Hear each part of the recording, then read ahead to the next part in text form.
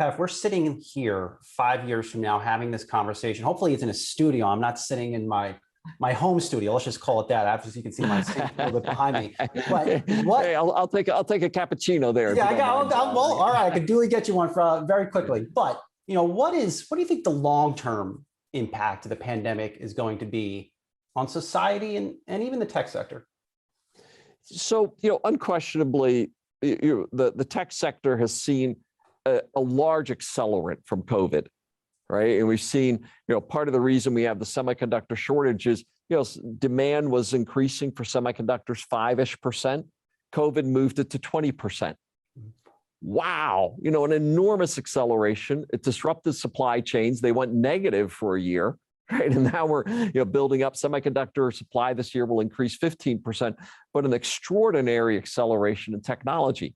And we all know that, right? Our kids are going to school online. We're all working online more. We're educating online. We're seeing more cloud services, Grubhubs and everything. Deliveries are, every aspect of our life has become more digital, and it's accelerating. And it isn't just some of those, I'll say consumerish things, but how do you think mRNA happened?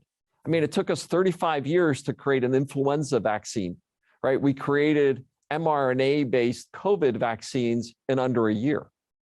This is because of computing technology, because of digitization of healthcare and medical research as well. So it's this extraordinary accelerant of the digitization of humanity. And as we think about that, when we're sitting here 5 years from now, there's going to be these things that we would have never dreamed of before. If you say over the last 20 years, my iPhone and my social experiences, et cetera, we're going to have many of those have become, hey, oh yeah, I go to the office every, once a month. We go in for our team sprints and things, but otherwise I work where I want to work because it's so productive, so effective, such an improvement in the quality of life. We don't think we ever go back, right, to saying we all show up, we all burn, hours a day in commute traffic. That's the exception, not the rule. We're going to see an explosion in how we educate online, how we provide care online. These social systems are going to settle into how our lives as we mix both physical as well as virtual. I call it the phygital, right? Experiences of the future. So we don't think there's a going back. It's just a huge accelerant in the digitization of humanity.